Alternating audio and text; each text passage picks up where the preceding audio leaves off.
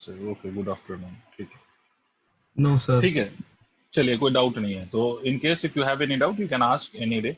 Anyways, तो हमने जैसे आपको कल बताया था कि we have already completed vectors.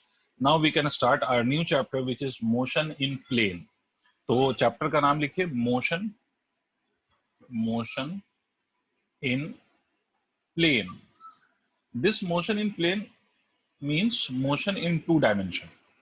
ठीक है, मोशन इन प्लेन का दूसरा मतलब है sir motion in two dimension is called as motion in plane. I will tell you the example of motion in plane. See, देखो, द टाइप ऑफ मोशन के whether it is one dimensional और two dimensional, मतलब motion कैसा है।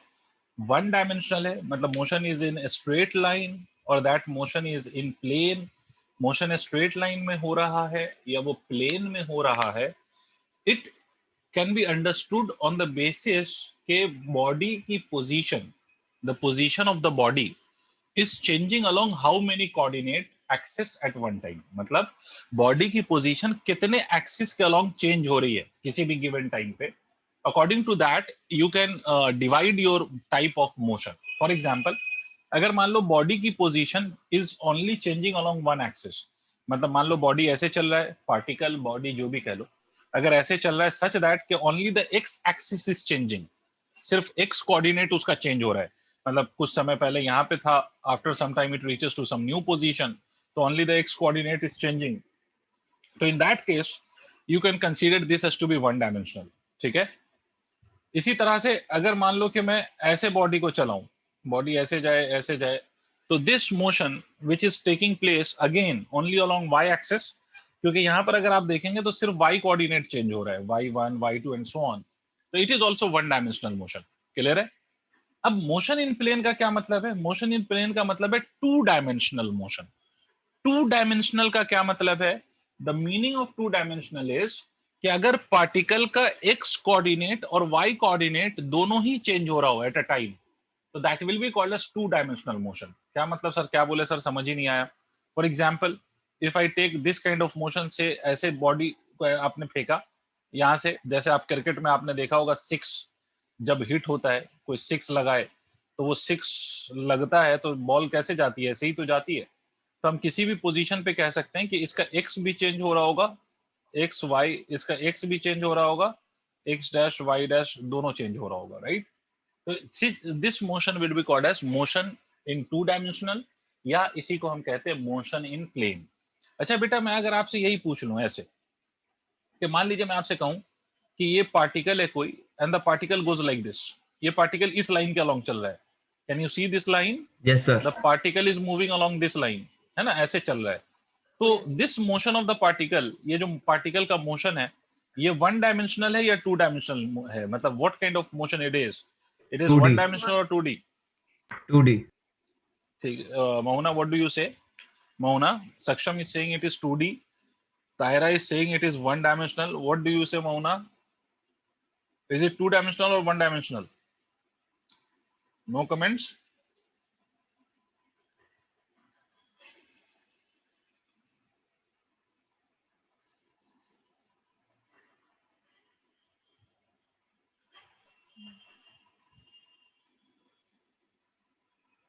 Okay. बाकी लोग पता नहीं बोल रहे हैं। विभूति, what do you say? Is it the motion that I have shown you by red line? Does that represent a one dimensional motion or two dimensional motion? What kind of motion does it represent? So, two-dimensional. Yes, of course it is two dimensional. Why are you taking so much of time? बच्चों, Tahira, it is two dimensional motion. It is not one dimensional, it is two dimensional. And why is it two dimensional? The reason is very obvious. मैंने क्या सिखाया है? मैंने आपको बोला है कि पार्टिकल स्ट्रेट लाइन पे चल रहा है, ऐसा तो नहीं बोला मैंने वन डायमेंशनल का मतलब। मैंने ये बोला कि पार्टिकल का कितना कोऑर्डिनेट एक्सिस चेंज हो रहा है, मतलब सिर्फ एक्स के अलोंग चेंज हो रही है उसकी पोजीशन, या वाई के अलोंग भी चेंज हो रही है उसकी पोजीशन। अकॉर्डिंग टू दैट उसके हम मोशन को कैटेगराइज करेंगे। यहां पर अगर आप देखिए, तो जब पार्टिकल यहां पर है तो इसका कुछ एक्स भी होगा, कुछ वाई भी होगा। जब पार्टिकल यहां पर पहुंचेगा तो इसका वाई भी चेंज हो चुका होगा। मान लो इट इज एक्स डैश, तो इट इज वाई डैश, है ना?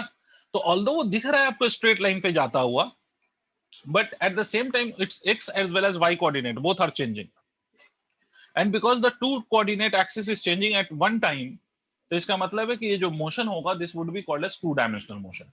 इसका मतलब सर मोशन इन प्लेन का बेसिक मतलब है या टू डायमेंशनल मोशन का बेसिक मतलब है ऐसा मोशन जिसमें पार्टिकल की पोजीशन चेंज होती है अब दो कोऑर्डिनेट एक्सिस के along, and that two coordinate axis can be any two coordinate, मतलब वो x और z भी हो सकता है, y और z भी हो सकता है, x और y भी हो सकता है, बट आपके लेवल में जो हम डिस्कशन करेंगे वो सिर्फ x और y दो कोऑर्डिनेट एक्सिस जो हम कंसीडर करेंगे, वो एक x होगा और दूसरा कौन सा होगा, दूसरा होगा y। अब इससे पहले कि मैं आपको मोशन इन प्लेन में चीजों को एक्सप्लेन करूं, before we discuss any topic, उससे पहले I would like to remind you about few of the terms। 3D आता है बेटा, बट आपके सिलेबस में 3D नहीं है सक्षम। 3D बिल्कुल आता है, 3D बिल्कुल है, 3D is also a motion, तो वो लेकिन वो आपके सिलेबस का पार्ट नहीं है, तो we will not be discussing on that. ठीक है, वैसे अगर कोई आपसे सिंपली क्या कह रहे हो 12, नहीं, it is neither in 12 nor in 11th। भाई 12th में तो पूरी फिजिक्स ही कुछ और ही हो जाएगी, ठीक है, Okay. तो it is not mention in either 11th और 12th। वो आप ग्रेजुएशन में जब आप जाओगे ना, तब फिर वो स्पेस वेस्पेस पे आप पार्टिकल्स के मोशन को डील कर रहे होगे, है ना। अभी 11th 12th के लेवल पे टू डायमेंशनल मोशन ही आपको मैक्सिमम है। अब मेरी बात ध्यान से सुनिएगा जो मैं आपको बोल रहा हूँ, इससे पहले कि आई स्टार्ट एनी टॉपिक, उससे पहले I would like to remind you about some definitions from the chapter vector. अगर आपको याद हो, वेक्टर में हम लोगों ने पोजीशन वेक्टर बोला था, if you remember. Yes, sir. Yes, sir. Position vector का मतलब होता था vector which gives the position of a particle, मतलब ऐसा वेक्टर जो किसी पार्टिकल की पोजीशन बताता हो और उसको हम आर से रिप्रेजेंट करते थे, and that was called as position vector. इसको हम आर से रिप्रेजेंट कर रहे थे और इसको हम पोजीशन वेक्टर कहते हैं, क्लियर है। तो this will be called as position vector.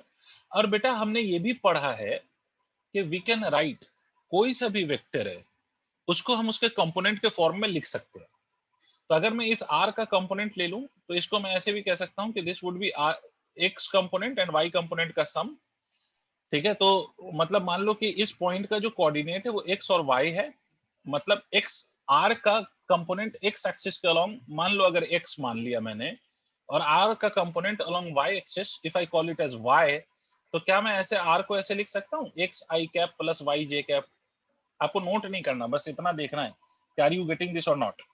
मैं आपसे कहूं कि बेटे, मैं आपसे कहूं कि ये कोई वेक्टर है और इसका दो कंपोनेंट आया, मान लो इधर कंपोनेंट आया 5 और इधर कंपोनेंट आया 8 मान लो, तो क्या मैं इस वेक्टर को, वेक्टर ए को ऐसे लिख सकता हूं कि it would be vector sum of 5 i cap and 8 j cap, ऐसा कह सकता हूं क्या? डिड यू अंडरस्टैंड और not? Please tell me everyone. Yes, sir. Yes, sir. ठीक है, तो ऐसा मैं कह सकता हूं, है ना। तो ये बात याद रखिएगा। Now let's start discussing motion in plane. तो सबसे पहला टॉपिक लिखिए डिस्प्लेसमेंट वेक्टर। सबसे पहला टॉपिक लिखिए displacement vector. Displacement vector, how do we define this displacement vector?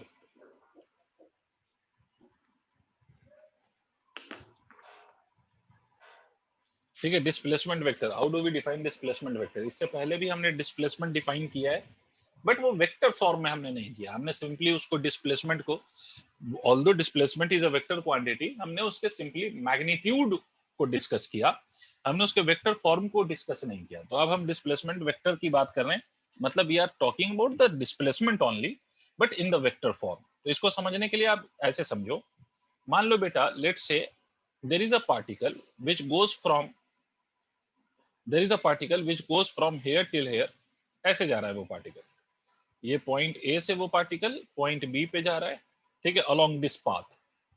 तो बेटे डिस्प्लेसमेंट वेक्टर हम कैसे डिफाइन करते हैं, ध्यान से सुनो। सर मैं ये कह सकता हूं when the particle is at A, मैं ये कह सकता हूं कि this is the position vector of particle, ये आर ए कह लो, this is the position vector of the particle when the particle is at A. Similarly when the particle will reach to a new position, मतलब जब particle एक नए position पे पहुंचेगा, तो मैं ये कह सकता हूं कि this will be the position of the particle with respect to the origin at B. तो इसको मैं पोजीशन वेक्टर एट बी कह सकता हूं। बेटा सबको क्लियर हुआ है? Yes, sir. Yes, sir. This means that कि मैं ये कह सकता हूं कि in going from A to B, position vector has changed from r A to r B.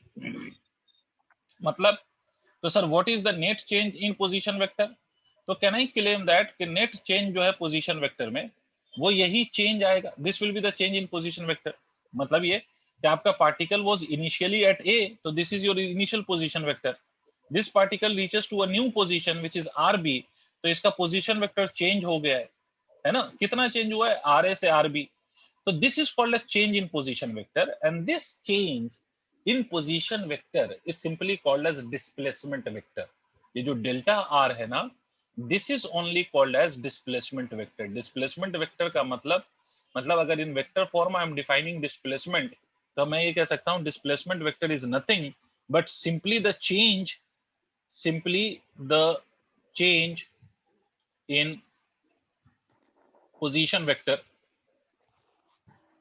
vector is known as displacement vector, is known as displacement vector।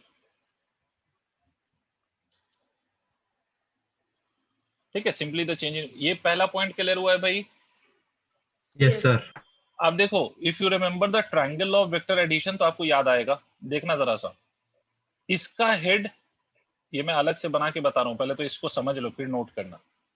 Plus delta r, r A और delta r का head tail arrange हो रहा है, और ये r B जो है this is in opposite order. देखो तो r and delta r is in the same order. देखो ध्यान से, r and delta r is in the same order. Same order में याद दिला दूं कि एक का हेड दूसरे के टेल के साथ कोइंसाइड कर रहा है। तो आप ट्रायंगल लॉ याद करो कि ट्रायंगल लॉ में अगर कोई दो वेक्टर होते हैं और if there tail and head coincide, तो उसका sum is given by the third vector taken in the opposite order. यही तो पढ़ा था आपने। Yes, sir. ठीक है, इसका मतलब सर क्या मैं यहां से ऐसे कह सकता हूं, ध्यान से देखिएगा, मैं ऐसे लिख सकता हूं r A vector plus of delta r vector is equal to r B vector. इसका मतलब we can write this delta r as r B vector minus of r a vector. This is the vector form of writing the displacement vector in terms of position vector. मतलब position vector के terms में हम displacement को ऐसे लिख सकते हैं। अभी और खेल बाकी है, चलो लेट्स प्ले फर्दर। सर इस पॉइंट पे जब पार्टिकल है तो इसका कुछ कोऑर्डिनेट हम लिख सकते हैं, मान लो x1 y1। when the particle reaches to this point, the coordinate of the particle at point b can be written as x2 y2। please tell me। Yes, sir. मतलब बेटे आर ए वेक्टर को can I write r A vector as x1 i cap plus of y1 j cap, and similarly rb vector can be written as x2 i cap plus of y2 j cap। ठीक है, ऐसे लिख सकता हूं मैं। Yes, sir. Yes, ठीक है, sir. तो डिस्प्लेसमेंट वेक्टर सर क्या है? Displacement vector is r2 minus r1। ठीक है, तो यहां पर स्पेस कम है, पहले यहां तक नोट करो तो मैं फर्दर आगे बात करता हूं। यहां तक आप लोग नोट करो, मैं फर्दर आगे बात करता हूं।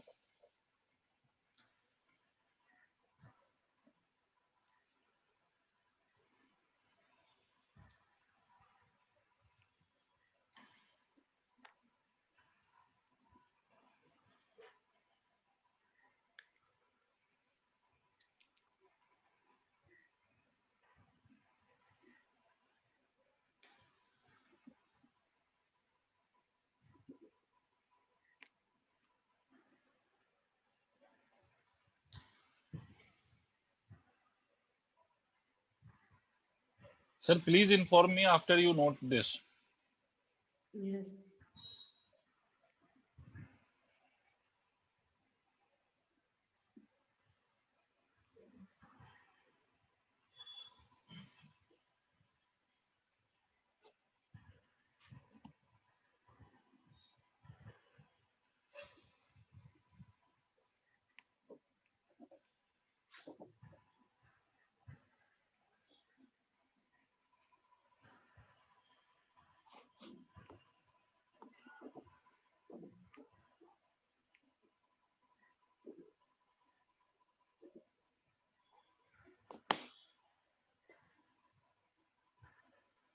सर हो गया?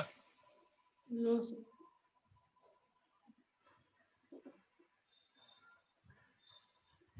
Done, sir. Sir, wait. Sir, please wait. Okay, I am waiting बेटा।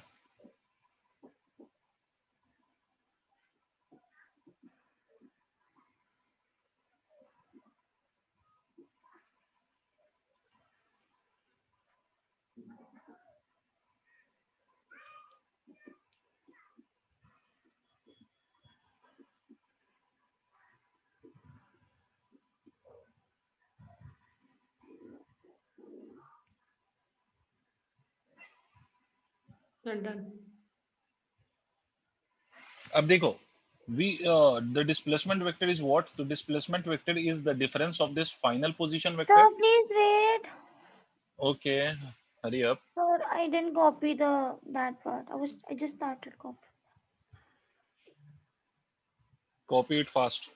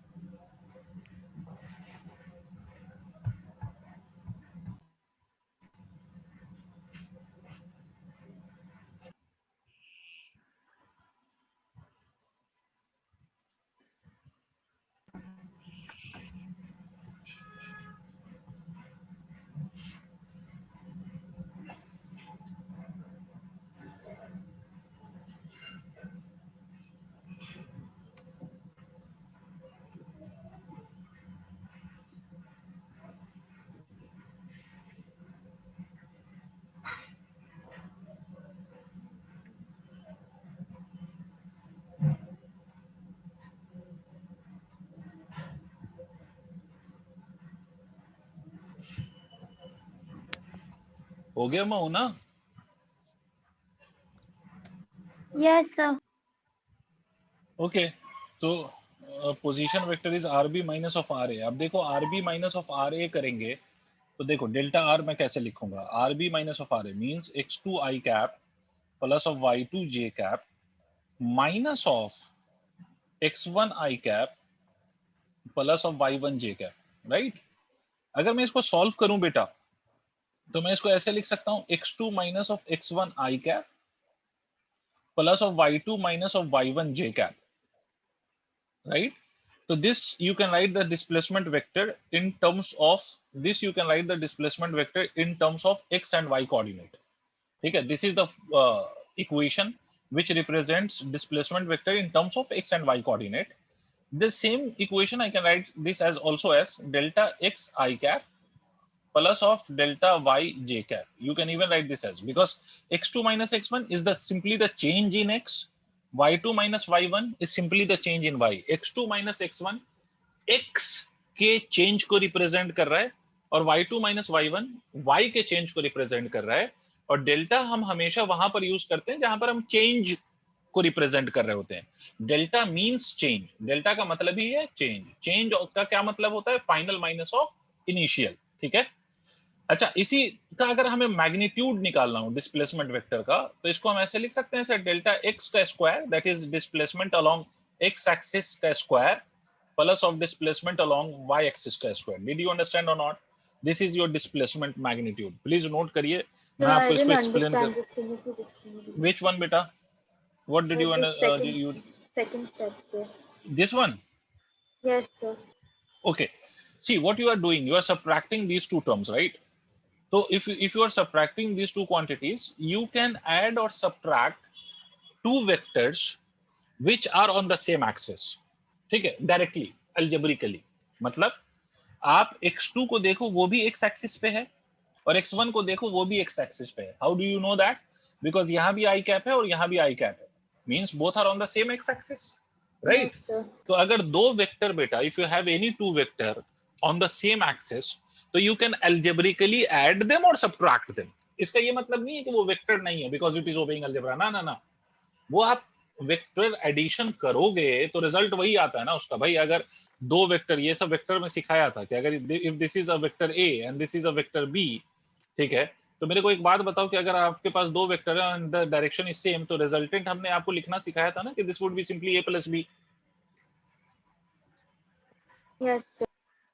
अब आप ये सोचो कि ये x2 plus of I cap और ये y2 वाला ये पूरा पार्ट, इसको अगर आप ध्यान से देखो तो एक बात बताओ कि मैं ये कह सकता हूँ ना भाई कि सिर्फ x की बात करूं तो x2 i cap as it is, और ये माइनस साइन से मल्टीप्लाई होगा तो ये x1 आई कैप हो जाएगा. तो x2 minus of x1 I cap नहीं लिख सकता मैं इसको?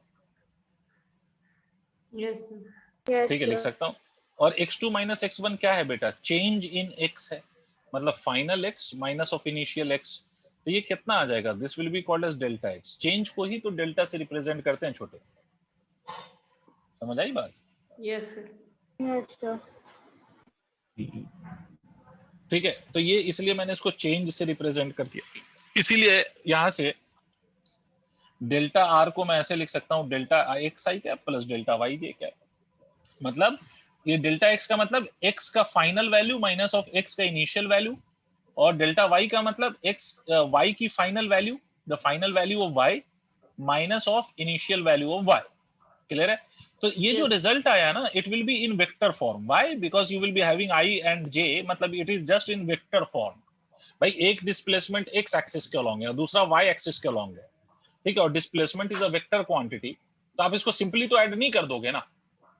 आपके दो अगर वेक्टर्स हैं, if you have two vectors, one is along X axis, another one is along Y axis, तो can you add them simply, और you will have to apply the vector formula. Vector formula. तो भाई vector formula आप लगाएंगे तो यही तो करेंगे ना कि भाई जो x के अलोंग है और जो y के अलोंग जो वैल्यूज आई हैं, उन दोनों को वेक्टोरियली ऐड करोगे, तो यही तो करोगे ना आप, डेल्टा x का square plus of delta y का स्क्वायर। Sir, समझ नहीं। इसको नहीं समझ आया? Sir. भाई वेक्टर आपने नहीं पढ़ा है क्या? भूल गए वेक्टर? आप मुझे एक बात बताइए, आपके ये दो वेक्टर अगर मैं आपको दे दूं, ये एक वेक्टर है a और ये वेक्टर है b, और दोनों के बीच का एंगल है 90 degree, how will you add them? How will you find the result of these two vectors? या सम कैसे फाइंड करोगे इसका? सर इसका सम कैसे फाइंड करेंगे सर? यही फॉर्मूला तो होता है ना, under root A square plus of B square plus of 2ab cos theta. Is it not the formula? Yes, sir. तो why are you not speaking? भाई अगर आप दो वेक्टर लेते हैं तो आप दो वेक्टर को ऐसे ही ऐड करेंगे ना। Yes, sir. तो अगर ऐसे ऐड करेंगे तो ये दोनों के बीच का एंगल कितना होगा? 90। तो आप इसको ऐसे नहीं लिखेंगे sir, A square plus of B square plus of 2ab cos 90। Yes, cos sir. 90 becomes 0, तो r would be written as equal to under root of a square plus of b square। यही तो होता है ना भाई, 90 degree. Yes, sir. इसीलिए तो Yes. Vector पढ़ाया गया था सर। Yes, sir. अब अगर ये 90 Yes, होता sir. है, आप मेरी बात सुनिए, आपने ये जो डिस्प्लेसमेंट वेक्टर है, ये देखिए दिस डेल्टा आर, मैं थोड़ा सा इसको इरेज करके फिर से थोड़ा साफ कर रहा हूं। Janvi please wait, this is vector delta r. तो डेल्टा आर की जो वैल्यू है वो क्या है? Delta x i cap plus of delta y j cap. मतलब ये डिस्प्लेसमेंट वेक्टर है, डिस्प्लेसमेंट वेक्टर। और ये डिस्प्लेसमेंट वेक्टर आपको कब मिलेगा? जब आप दो डिस्प्लेसमेंट ऐड करोगे। This is the displacement along X axis, displacement along X axis, और ये वाला जो डिस्प्लेसमेंट है वो वाई एक्सिस के अलोंग है। क्यों सर दो एक्सिस के अलोंग डिस्प्लेसमेंट क्यों है? क्योंकि हम मोशन इन टू डायमेंशन की बात कर रहे हैं। तो पार्टिकल का एक्स एक्सिस के अलोंग भी डिस्प्लेसमेंट होगा और वाई एक्सिस के अलोंग भी होगा। मान लो एक्स एक्सिस के अलोंग उसका डिस्प्लेसमेंट है 5 मीटर, अब मान लो वाई एक्सिस के अलोंग उसका डिस्प्लेसमेंट है मान लो 10 मीटर। तो इसका रिजल्ट क्या आएगा? What will be the magnitude of resultant of these two displacements? तो दो वेक्टर हैं and they are at an angle of 90 degree. तो आपको नहीं लगता कि इस डिस्प्लेसमेंट का अगर मैं मैग्नीट्यूड निकालूं तो this will be equal to 10 square plus 5 square? अब बताओ सर, अभी भी पल्ले पड़ा या नहीं? Yes, sir, समझ में आ गया।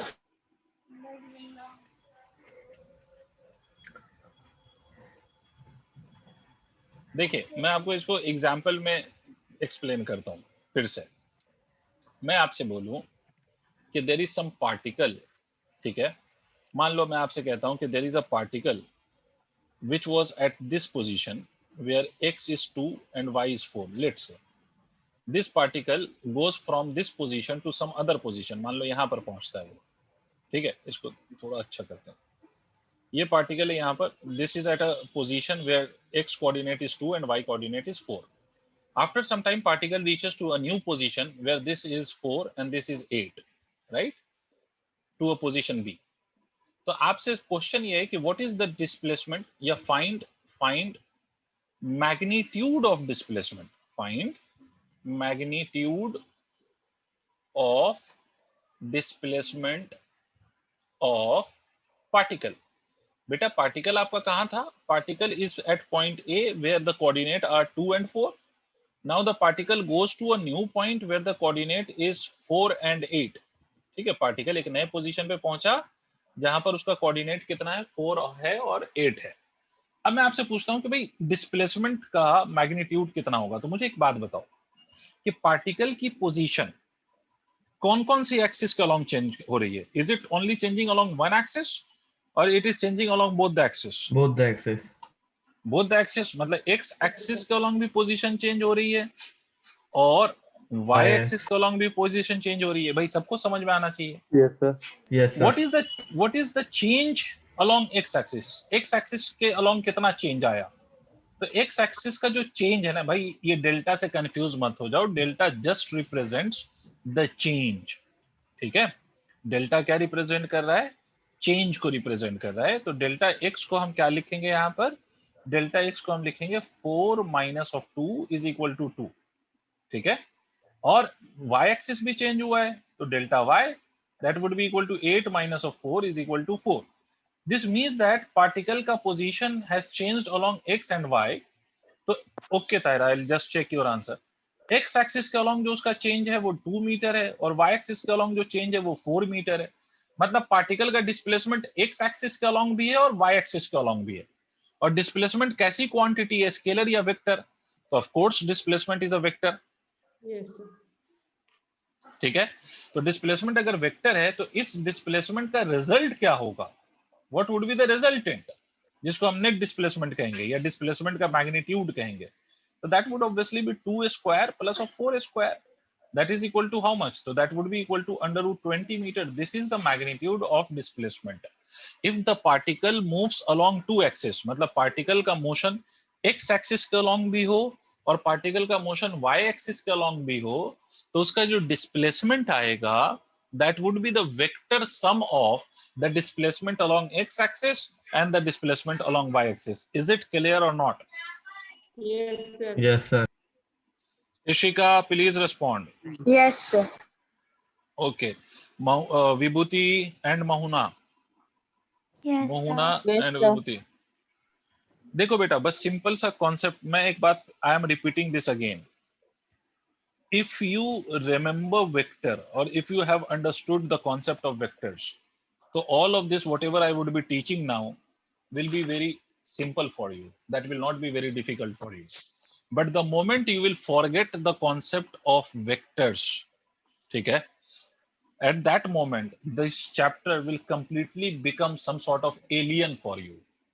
So that is why, remember my words, you have to remember two things if you want to understand the physics. So you can never ever try to forget vectors and the calculus वाला part, differentiation and integration. मतलब अगर आपको physics अच्छे से समझनी है और आपको फिजिक्स से डर नहीं लगे, आपको ऐसे समझना है फिजिक्स को, तो आपको ये दो जो पार्ट मैंने पढ़ाया, एक वेक्टर और दूसरा डिफरेंशिएशन एंड इंटीग्रेशन, ये आपको सर भूलना नहीं है। आप भूलने की सोच तक नहीं सकते आप। ये दोनों पार्ट आपको याद रहना चाहिए, then only physics will become easy for you, otherwise it will be like some sort of alien for you, ठीक है। तो बेटा बेसिकली अब मैं फिर से सारी बात रिपीट कर रहा हूँ कि डिस्प्लेसमेंट वेक्टर में करना क्या होता है, यू फाइंड द डिस्प्लेसमेंट। अच्छा अब सोचो, if the particle would have only moved along one axis, मान लो कि मैं आपसे कहता पार्टिकल यहां पर था जहां पर उसका x इज इक्वल टू 2 है, particle reached to a new position where x is equal to 6, और मैं आपसे पूछता डिस्प्लेसमेंट कितना है, तो here the displacement is only along x axis. तो आप क्या लिखते हैं, 6 minus 2 is equal to 4, that would have been your answer. यहां पर आपको y के अलोंग निकालने की कोई रिक्वायरमेंट नहीं थी, क्लियर है। But the moment the particle will start moving along x as well as along y, that means कि उसकी position starts changing along x axis as well as along y axis. In that case you will have to find out both the displacement individually and then you will take the vector sum. I hope मेरी बात सबको clear हो गई है। Is it clear to all? Janvi, did you understand any bit of it? Yes, sir. Little bit. Little bit. The point is very simple. If the particle is moving along two axes at the same time, so you will individually check the motion of the particle along both the axes and then you will take the vector sum. अभी आपको और clear हो जाएगा। Now next is velocity vector. Next write the next point. Velocity vector. अगर आप इसको देखो ना तो this is same as of the first chapter. First chapter means जो इससे पहले हमने पढ़ा था, काइनेमेटिक्स का first chapter, motion in a straight line. Can you please tell me what is velocity? Can you please tell me what is velocity? Displacement upon time.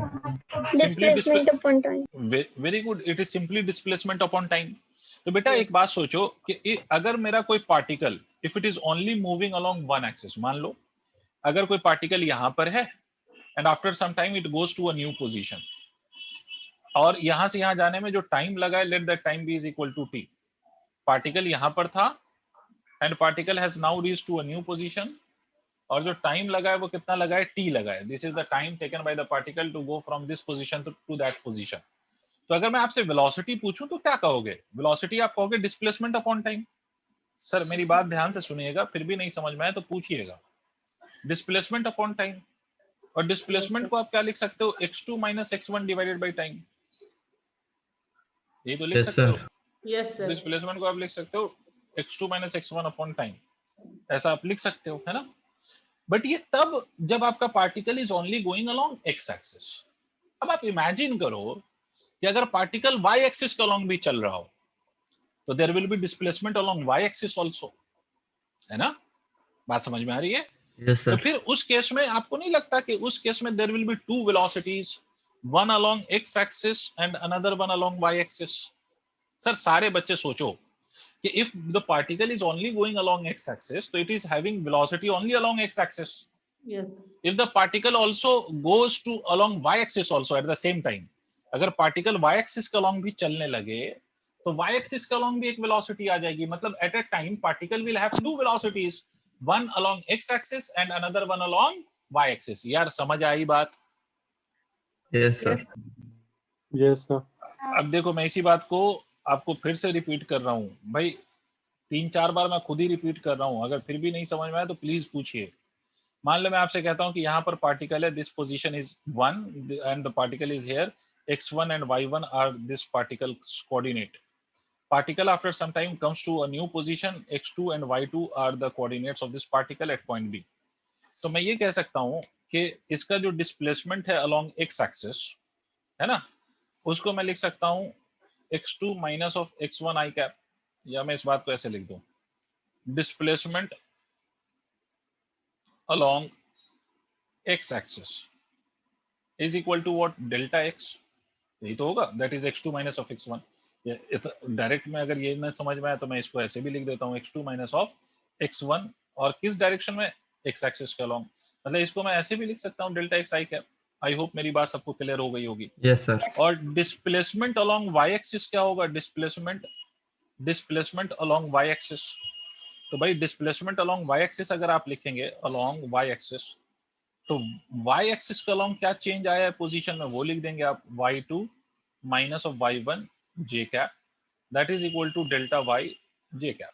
ये आप लिख देंगे डेल्टा y j कैप, ठीक है? इसका मतलब जो नेट डिस्प्लेसमेंट है, इसका मतलब जो नेट डिस्प्लेसमेंट है, नेट डिस्प्लेसमेंट इस केस में when the particle is moving along x axis as well as along y axis, तो delta x i cap plus of delta y j cap लिखेंगे आप। यहां तक क्लियर है बेटा सबको? नेट डिस्प्लेसमेंट यही होगा Yes, ना, sir. दोनों का vector sum, the vector sum of these two, right? Okay, very good. तो वेलोसिटी वेक्टर अगर हम लिखेंगे तो वेलोसिटी वेक्टर हम क्या लिखेंगे? दिस इज डिस्प्लेसमेंट वेक्टर, तो वेलोसिटी वेक्टर क्या होगा? Displacement vector upon time. तो इसका मतलब क्या, मैं इसको ऐसे लिख सकता हूँ, delta x i cap plus of delta y j cap divided by delta t लिख सकता हूँ बेटे, where delta t is what? तो यहां से यहां जाने का जो टाइम है that is delta t, delta t is the time. Clear है? ऐसा लिख सकता हूँ, displacement Yes, upon Yes, time, sir. This will be velocity vector. बेटा मेरा क्या मैं इस वेलोसिटी वेक्टर को ऐसे भी लिख सकता हूँ? मैं बना देता हूँ वेलोसिटी का वेक्टर। मैं इस v वेक्टर को ऐसे भी लिख सकता हूँ, देखो, delta x upon delta t i cap plus of delta y upon delta t j cap, ऐसे भी लिख सकता हूँ, because delta t is in the denominator of both. तो बेटा मैं इस बात को ऐसे भी कह सकता हूँ क्या कि delta x, this is the change in x upon time. इसका मतलब this is the velocity component along x axis, and similarly this represents the velocity component along y axis. because this part represents the rate of change of x with respect to time, and this part represents rate of change of y with respect to time. इसका मतलब है कि both are representing velocities, one along x axis, another one along y axis. तो आपकी जो net velocity होगी that would be vx I cap plus of vy j cap. Tell me whether you have understood this or not. तो अगर हमें magnitude of velocity निकालना हो तो यहां पर देखो, because this is having two velocities, this is having two velocities, one along x axis and another one along y axis. तो दो वेलोसिटी है पार्टिकल के पास, तो मैग्नीट्यूड ऑफ वेलोसिटी मतलब इसका जो सम आएगा, इसको आप ऐसे नहीं लिख सकते हो according to the vector formula. अगर दो वेक्टर 90 डिग्री के एंगल पे हो तो आप उसको सिंपली ऐसे तो ऐड कर सकते हो ना, under root of vx square plus of v square. This will be your net velocity. Tell me whether you have understood this और not, please everyone. Yes, sir. Janvi, Understood. Yes. Yes. Janvi, how much did you understand now? Yes, sir. I understood. Good. Note karo. We'll talk about it again in terms of acceleration. Now we're going to talk about the same. यहाँ तक note कर लो जल्दी.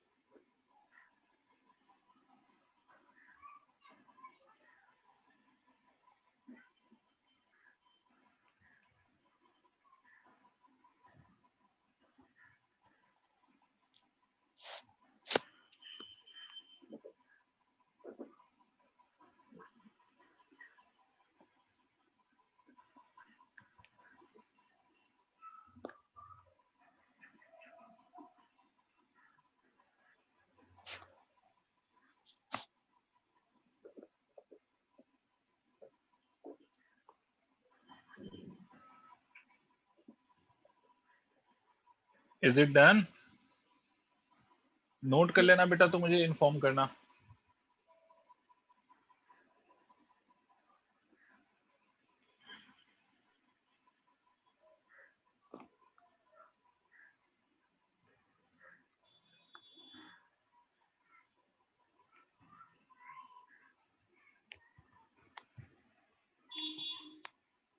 Done, sir. Okay, मैं ही race कर रहा हूं इसको. अब देखो, जस्ट टू अंडरस्टैंड दिस, अगर मैं आपको ऐसे क्वेश्चन बोलूं कि let's say a particle was here at this position where its positions are given as 4,8. This is the coordinate of the particle, and it goes to a new position B where its coordinate becomes 10 and let's say 20, let's say, okay? And the time taken in going from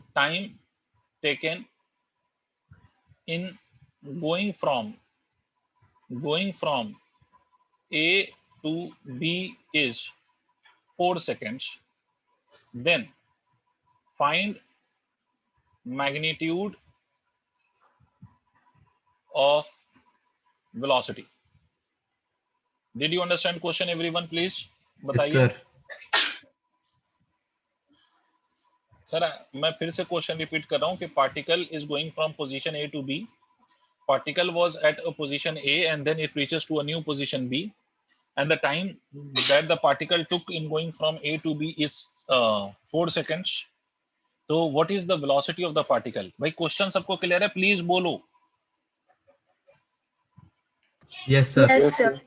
अच्छा, अब एक बात सुनिए, अगर आपको कुछ भी ऐसा हो जो नहीं समझ में आए ना, आप डायरेक्टली पूछ लीजिएगा, क्योंकि मुझे यही बोलने में मेरा अच्छा खासा टाइम चला जाता है कि प्लीज बोलो, फिर भी आप सब नहीं बोलते. तो मैं जब तक आप कुछ नहीं बोलेंगे मैं ये मान के चलूंगा कि आप सबको समझ में आ रहा है सारा कुछ. और द मोमेंट आपको कोई चीज अगर नहीं समझ में आए तो आप खुद से अपना माइक अनम्यूट करके मुझसे पूछ लीजिएगा. ठीक है, मेरी बात सुनिए ध्यान से. तो सर पार्टिकल ए पे था, now the particle goes to a new position, तो हमें वेलोसिटी चाहिए. तो वेलोसिटी के लिए first of all I will have to find out the displacement. अगर आप यहाँ पे डिस्प्लेसमेंट अलोंग x एक्सिस देखो तो that would be 10 minus of 4 is equal to 6 i cap, and displacement along y axis अगर आप देखो तो this will be equal to 20 minus of 8 is equal to 12 j cap. ठीक है, तो हमारा जो नेट डिस्प्लेसमेंट वेक्टर है, displacement vector that would be equal to 6 i cap plus of 12 j cap. This is my displacement vector, right? ठीक है, तो magnitude of displacement क्या होगा? मैग्नीट्यूड ऑफ डिस्प्लेसमेंट क्या होगा? तो magnitude of displacement would be equal to 6 square plus of 12 square, यही तो लिखेंगे ना मैग्नीट्यूड ऑफ डिस्प्लेसमेंट। इसका मतलब this magnitude of displacement would be 36 plus of 144। ठीक है, तो डिस्प्लेसमेंट का जो मैग्नीट्यूड है that would be equal to how much? तो 144 plus of 36 is how much? 90। 180. Sorry 180। तो this is your magnitude of displacement. तो वेलोसिटी का मैग्नीट्यूड क्या होगा? तो magnitude of displacement divided by time, that is under root 180। अब जो भी आए अंडर रूट 180 जितना भी आता हो डिवाइडेड बाय 4 कर लो, तो this will be your value of magnitude of velocity. I hope सबको समझ में आ गया। नोट करिए ताकि मैं आगे सॉल्व कर सकूं। नोट करके कोई मुझे जरूर बता देना कि नोट कर लिया, ताकि मैं आगे बता सकूं फिर।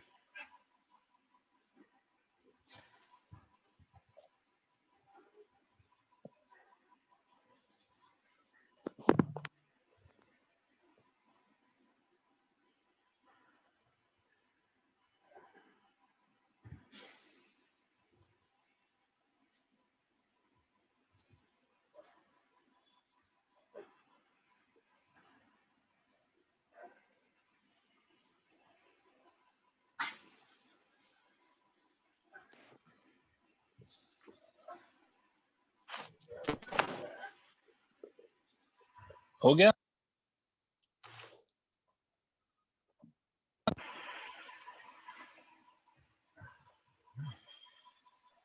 Sir? Is it done? Yes, sir. Sir, please wait. Okay बेटा।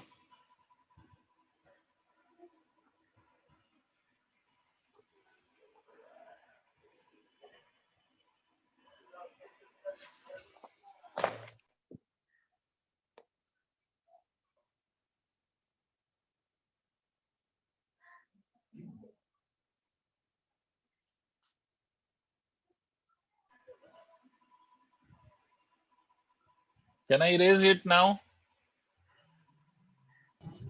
Yes. Yes, okay, sir. ठीक है। तो अब एक और चीज समझ लो बेटा। Now let us understand one more quantity which is acceleration vector. ठीक है, एक्सेलरेशन वेक्टर। अब देखो बेटा, ये सब कुछ भी नहीं है, बस वेक्टर एक टर्म एक्स्ट्रा हो गया ना, यही तो है। और दूसरी बात ये है कि आपका जो पार्टिकल है, before this the particle was only going along one axis, or its only one coordinate axis was changing. Now the two coordinate axes are changing. यही तो डिफरेंस है। ठीक है, तो कहानी तो वही है। एक्सेलरेशन अगर मैं आपसे पूछूं कि व्हाट इज एक्सेलरेशन, तो what would you say? Normal definition क्या है एक्सेलरेशन की? What is the definition for acceleration? तो the only definition for acceleration is rate of change of velocity. यही तो कहते हैं ना भाई, एक्सेलरेशन क्या होता है सर? एक्सेलरेशन Yes, क्या sir. होता है? Rate of change of velocity तो होता है ना सर। Yes, sir. ठीक है, अब एक बात समझो, मैं आपसे ऐसे कहूं कि लेट से initial velocity of a particle, initial velocity vector of a particle is vx1 i cap plus of vy1 j cap. This is the initial velocity of vector. मतलब the particle is having its velocity along x as well as along y axis. मतलब particle की velocity x axis के along भी है और y axis के along भी है, and this is the initial velocity. Now the velocity of the particle becomes vx2 i cap plus of vy2 j cap. The particle's velocity became vx2 i cap plus vy2 j cap. Clear? मान लो कि the velocity vector changed from vi to vf in time delta t. Let time in which velocity vector changed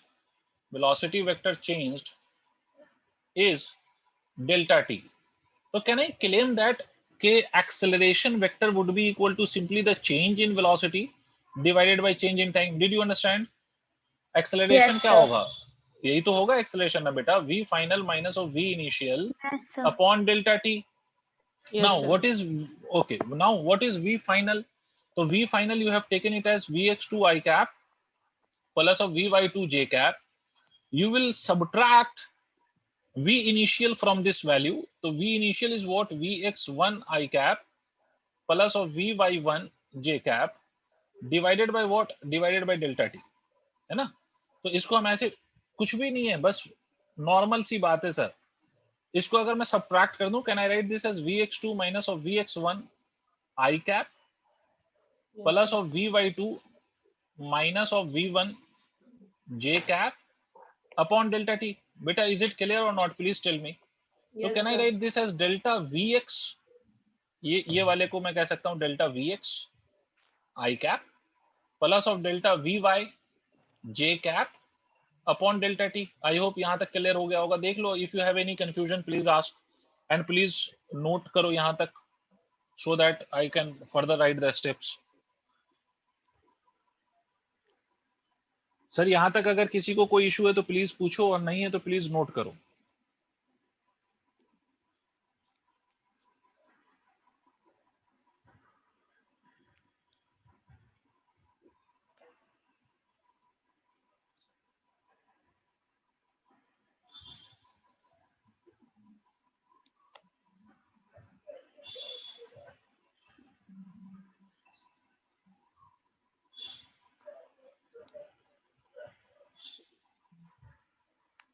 अरे तो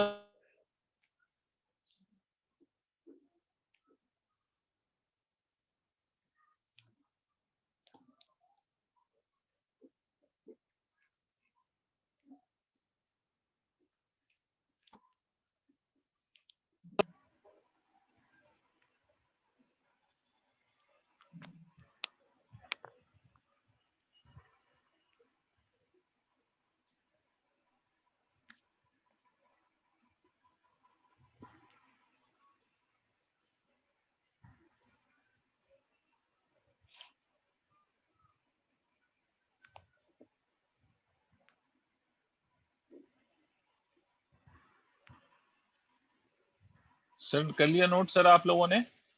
Yes, sir. No, sir.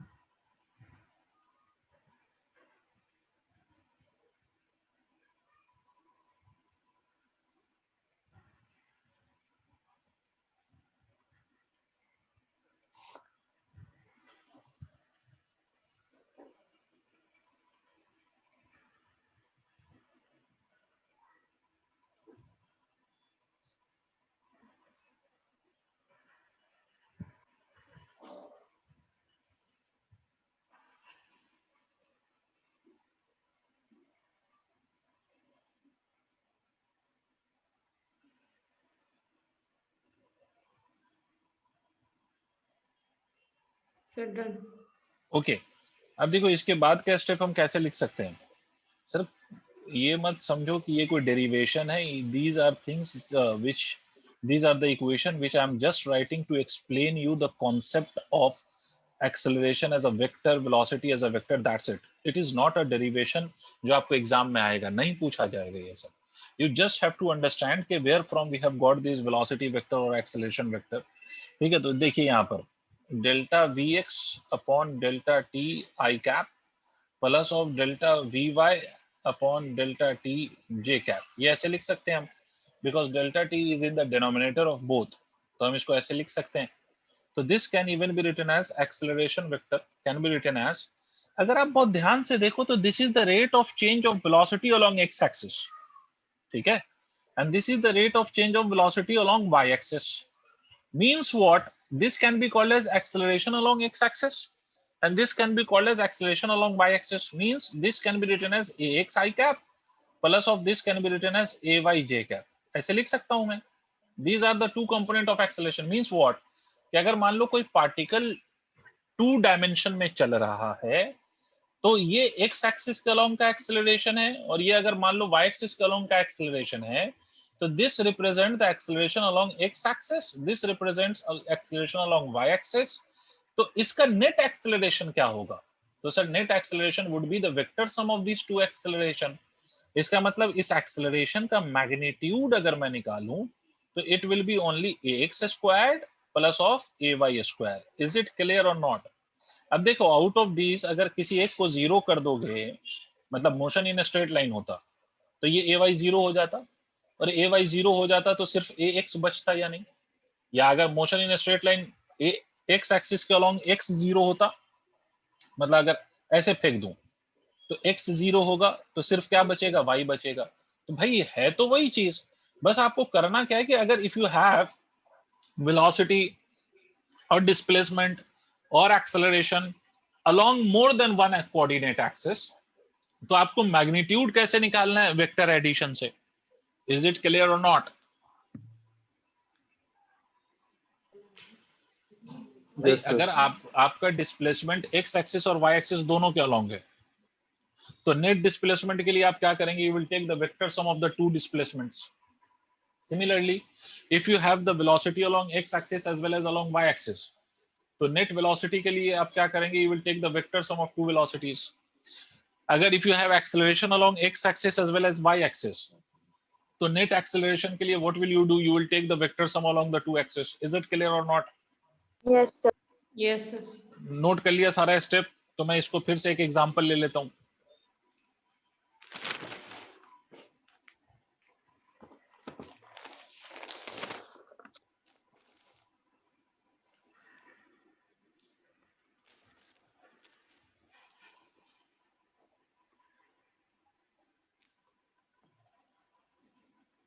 Sir, done. Okay अब देखो बेटा, जैसे मैं आपसे कह लूं, अब जल्दी से आप एक क्वेश्चन करके बता दो तो मुझे अच्छा लगेगा। I'll give you some time to solve this. मान लो we have velocity 2i cap plus of 4j cap, and the particle's final velocity we have as 4i cap plus of 10j cap. We have two values of velocities, right? और आपको मान लो कि time in which velocity changed from v1 to v2 is 6 second. ठीक है? Find magnitude of acceleration. ठीक है, जल्दी करो. I am giving you some time to think about it. Try solving this.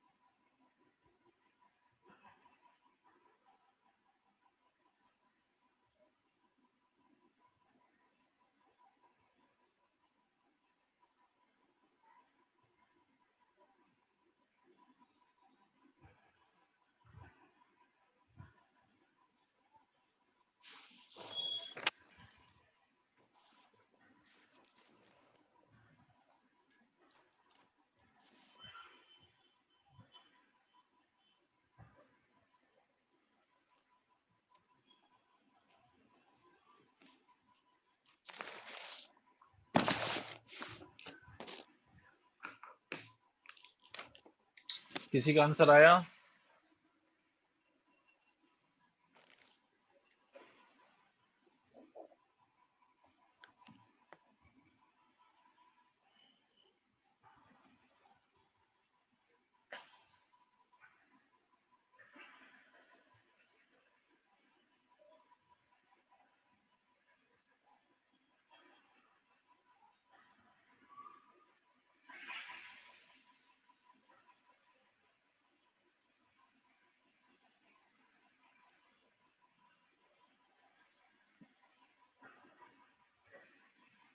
Okay, you have got 64.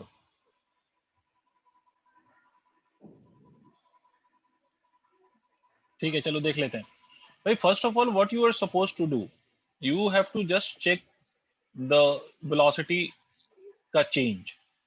How will you take the velocity change? v2 minus of v1. Write the values. v2 is 4 I cap plus of 10 j cap.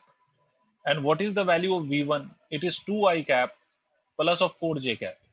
See, if you are subtracting this, you can directly subtract I cap and directly subtract j cap. Right? Means you can simply write this term as 2 I cap plus of 6 j cap. क्या ये बात किसी को कोई issue है ये इसको समझने में कि मैंने क्या किया? No, sir. You can just add or subtract the same component because they will be on the same axis. तो अगर कभी भी दो वेक्टर सेम एक्सिस पे लाई करते हैं तो you can simply add them or simply subtract them. तो ये डेल्टा v आ गया. तो what would be the magnitude of this velocity? So this will be magnitude would be equal to 2 square plus of 6 square, that is equal to 4 plus of 6 is 36, that is equal to under root 40. Is it clear? So what will be your acceleration ka magnitude? The magnitude of acceleration can be written as velocity magnitude divided by time. Clear? So magnitude of acceleration would be written as under root 40. Magnitude of acceleration would be written as under root 40 divided by time. Time is how much? 6. अब जो भी आ जाए इसको solve करके, this will be the magnitude of acceleration.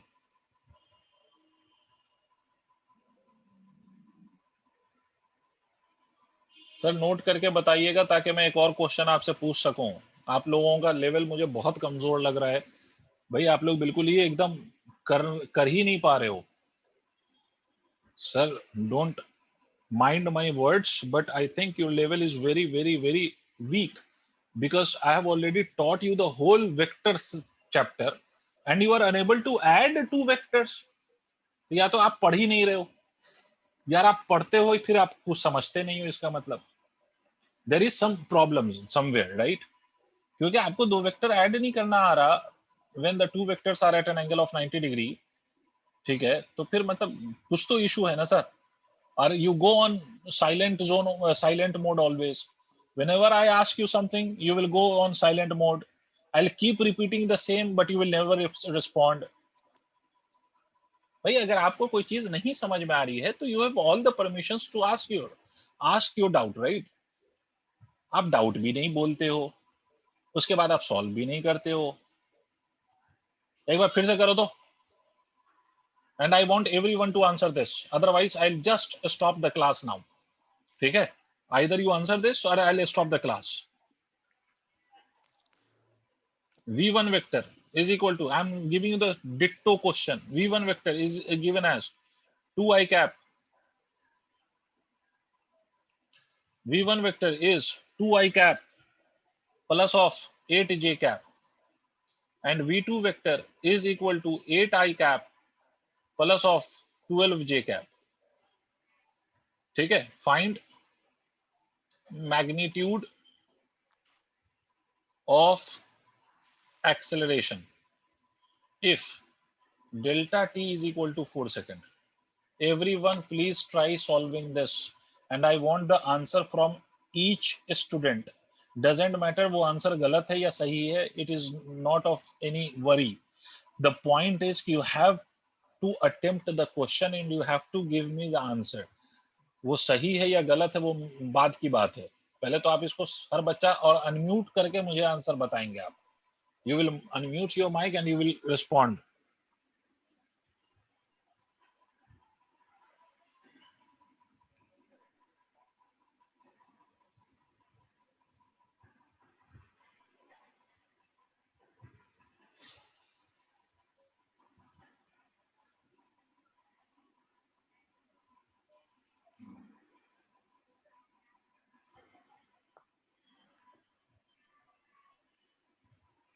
सक्षम का answer आ गया. Okay, anyone else?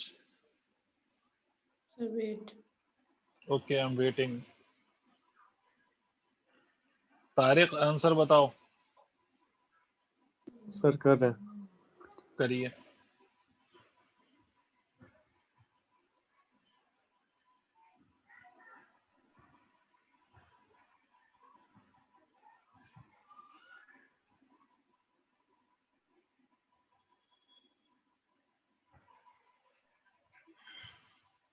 Okay, I've got few answers from your side.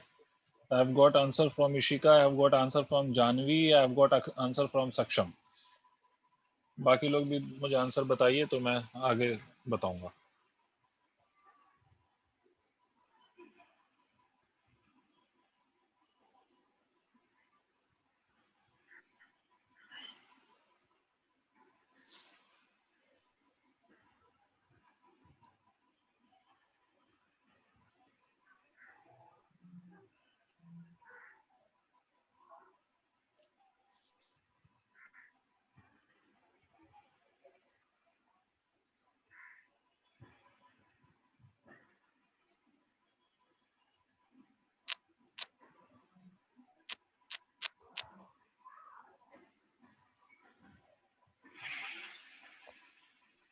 Yes, sir.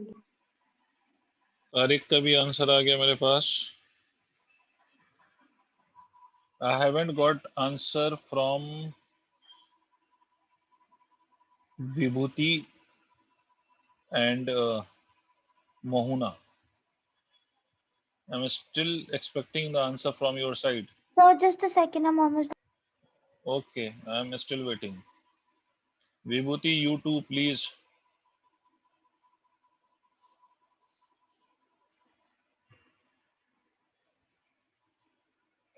Okay. Hurry up, Vibhuti and Mohuna.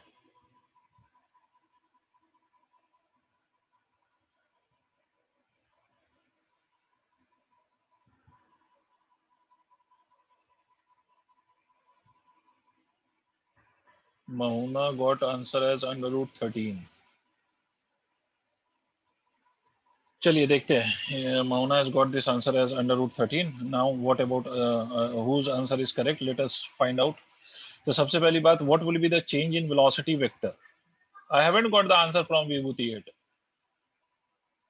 ठीक है, विभूति का आंसर मुझे अभी तक नहीं मिला. एनीवेज, तो delta v is equal to हम ऐसे लिख सकते हैं sir, v2 minus of v1.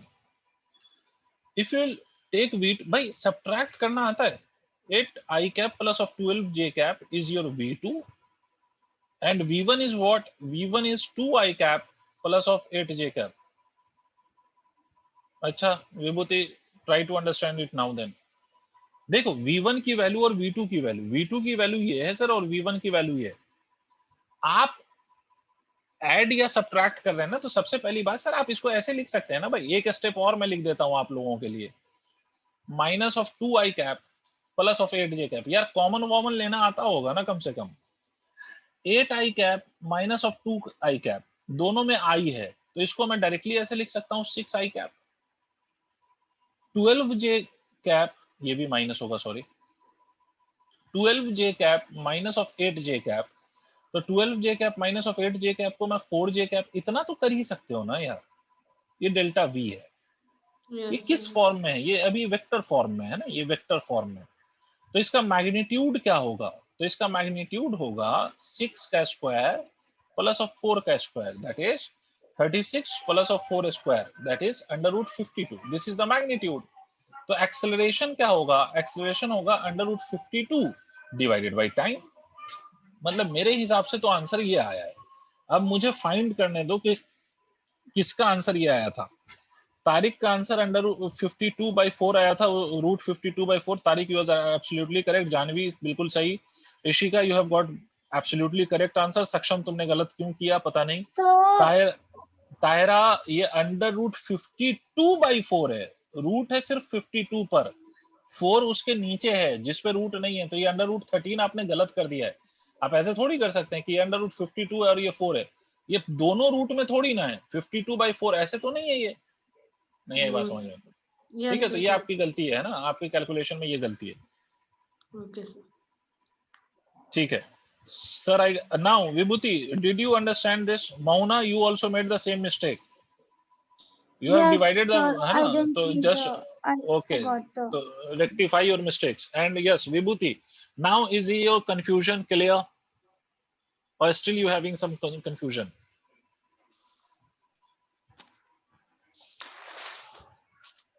Vibhuti please respond बेटा. अभी भी आपको कंफ्यूजन है या कंफ्यूजन क्लियर हुआ? If you have any doubt please ask, because You are learning everything for yourself. So you are not supposed to be ashamed of anything, and you are not supposed to hesitate. You have to ask your doubt, clear your doubts, right? So if you have any confusion, still having any confusion, please ask me.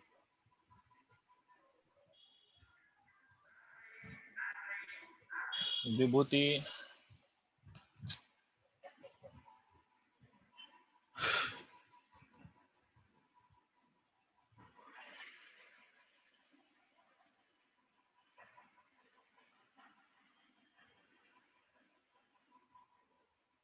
okay Vibhuti, thank you, thanks for your response now. Anyways, moving on.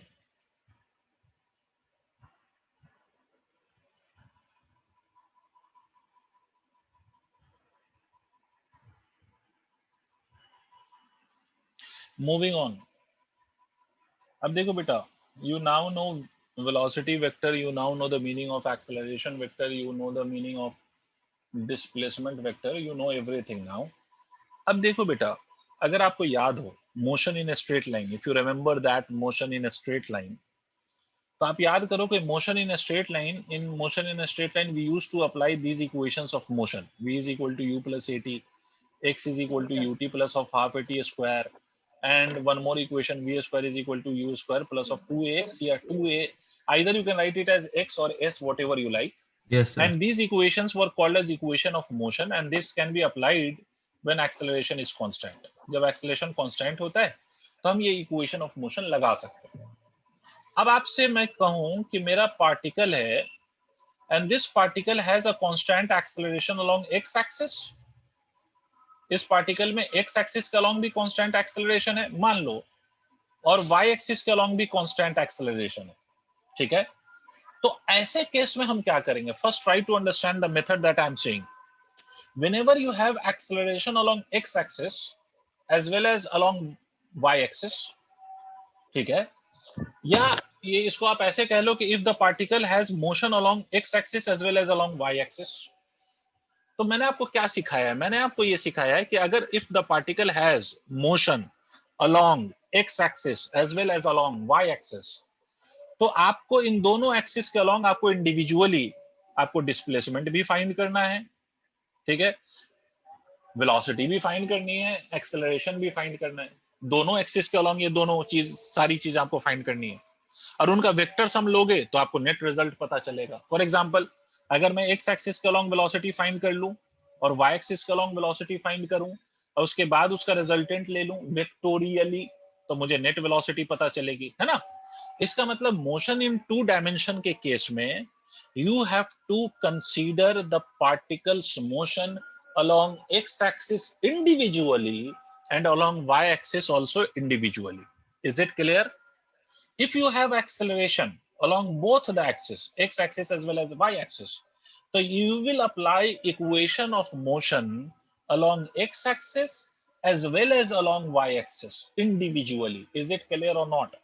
Yes, पहले मेरा sir. Statement clear है कि अगर आपका motion x axis के along भी है और y एक्सिस के अलोंग भी है, तो आपको इंडिविजुअली x एक्सिस के अलोंग भी इक्वेशंस लगानी है और सॉल्व करना है, y एक्सिस के अलोंग भी इंडिविजुअली इक्वेशंस लगानी है और सॉल्व करना है. इसका मतलब है कि x एक्सिस के अलोंग जो मोशन है, it is not affected by the motion along y axis. Similarly y axis के अलोंग जो मोशन है, it is not affected by the motion along x axis. मतलब x वाला मोशन y से effect नहीं होता है और y वाला x से इफेक्ट नहीं होता है. तो ऐसे सिचुएशन में आप x के अलोंग भी इंडिविजुअली सॉल्व कर रहे होते हो और आप y एक्सिस के अलोंग भी इंडिविजुअली सॉल्व करते हो. क्लियर है? अब जैसे मैं आपको एग्जांपल बताता हूं. फॉर एग्जांपल, लेट से मैं आपसे कहूं कि एक पार्टिकल है और उस पार्टिकल के लिए the initial velocity along x axis is 4 meter per second and initial velocity along y axis is 2 meter per second. समझना. Excuse me. The particle has an acceleration of 1 meter per second square along x axis and the particle has an acceleration of 2 meter per second square along y axis. Try to understand. अब आपसे पूछा जा रहा है find the magnitude, find magnitude of net final velocity after 2 seconds. बेटा अगर मैं आपसे ये पूछता, फॉरगेट अबाउट दिस क्वेश्चन, अगर मैं आपको ये बोलता कि initial velocity 2 metre per second है और acceleration 1 metre per second square है, तो what would be the velocity, what would be the final velocity after 2 seconds? कैसे करते आप? V equals to आप U इसको plus कैसे 80. सॉल्व? ऑब्वियसली आप ये इक्वेशन लगाते, v is equal to u plus 80 कर रहे होते आप, ये Yes. इक्वेशन लगाते, है ना? अब यहाँ पर पार्टिकल में वेलोसिटी फाइनल जो आएगी वो x एक्सिस के अलोंग भी कुछ आएगी और y एक्सिस के अलोंग भी कुछ आएगी, बस यही डिफरेंस है ना। तो आपको x एक्सिस के अलोंग भी इक्वेशन लगाना है to get the final velocity along x axis after 2 seconds, and you have to apply the equation of motion along y axis to get the final velocity along y axis after 2 seconds. और उसके बाद net velocity कैसे निकालोगे? तो उन दोनों का vector sum लोगे। क्या मतलब हुआ? मतलब ये हुआ कि मैं इसको दोनों को इंडिविजुअली डील करूंगा, ux plus of ax multiplied by t. तो final velocity along x axis I will get this as 4 into 1 and the acceleration is also 1. तो vx is equal to कितना हो गया? 5. This is the velocity, final velocity along x axis. Is everyone convinced? Sir, Yes, sir. T2 नहीं है? Yes, sir. अच्छा time 2 है, sorry my mistake, time is 2. तो ये कितना हो गया बेटा? 6. Now everyone convinced? Yes. Similarly, sir. I'll apply the same equations uy plus of ayt. So vy will be equal to uy is 2 plus of ay is 2 and time is also 2. So vy is also coming out to be 6 meter Yes, per sir. second.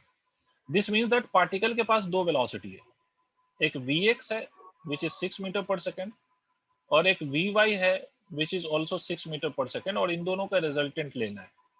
तो भाई दो vector हुए ना, this is also a vector and this is also a vector because we are talking about velocity and velocity is a vector. इसीलिए आप देखो इस पूरे सिचुएशन में we didn't talk about distance और speed. हमने ऐसा तो नहीं लिखा स्पीड का vector, because speed is a scalar quantity, उसका वेक्टर थोड़ी होगा। समझ रहे हो आप मेरी बात Yes, sir. बेटे? तो इसका अगर आप नेट वेलोसिटी निकालोगे तो आप क्या लिखोगे? आपको जो सिखाया गया था वही लिखोगे, vx square plus of vy का स्क्वायर, मतलब net velocity you will write it as 6 square plus of 6 square, मतलब योर आंसर वुड बी 6√2, है ना, meter per second. This is the net velocity of the particle after time 2 seconds. I hope सबको ये मेरा Yes, point sir. Clear हो गया होगा। Yes, sir.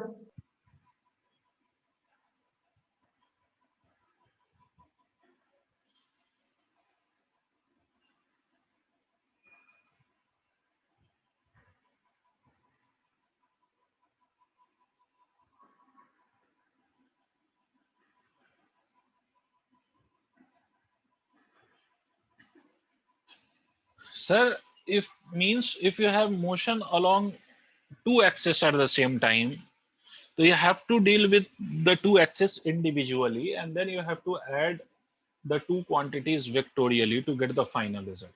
बस यही एक काम बन जाता है, एक्स्ट्रा काम यही हो गया। भाई अगर आपका पार्टिकल सिर्फ x एक्सिस के along चलता तो we would have only applied the equation only along x axis. There would not have been any other axis. But यहाँ पर पार्टिकल x और y दोनों के अलोंग चल रहा है, तो यहाँ पर जो इक्वेशंस बनेंगी वो x एक्सिस के अलोंग भी बनेगी और y एक्सिस के अलोंग भी बनेगी। ठीक है, x और y दोनों के अलोंग बनेगी, तो दोनों के अलोंग इंडिविजुअली आप सॉल्व करिए और उसके बाद उसका वेक्टर सम लीजिए। क्लियर है भाई? नोट कर लिया सबने? No, sir. Wait. Okay, I am waiting बेटा, नोट करो जल्दी।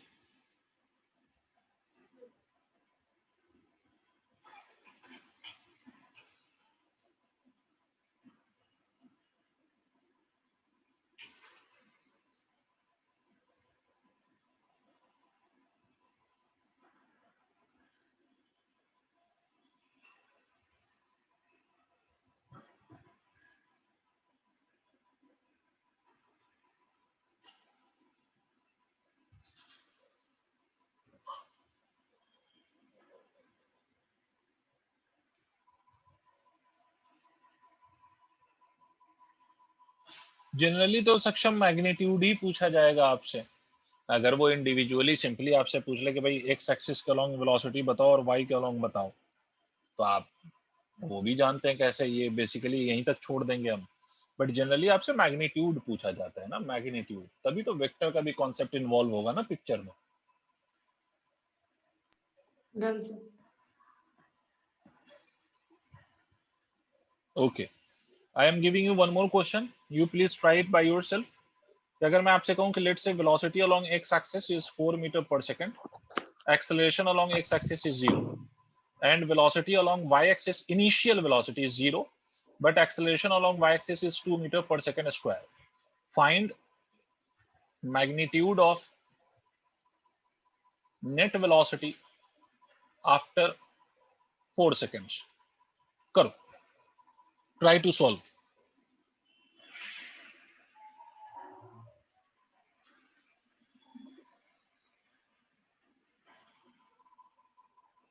Try it.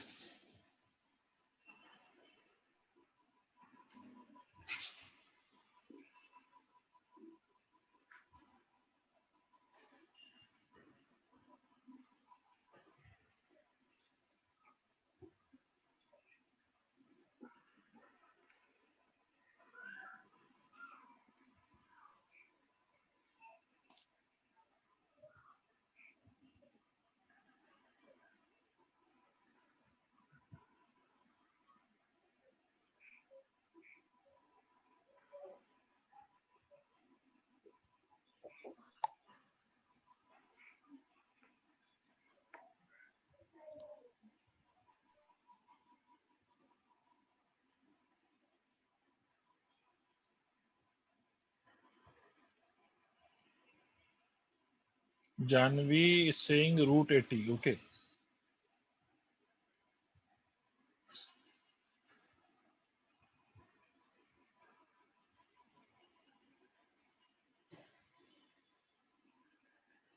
Tyra has got root 20. अच्छा.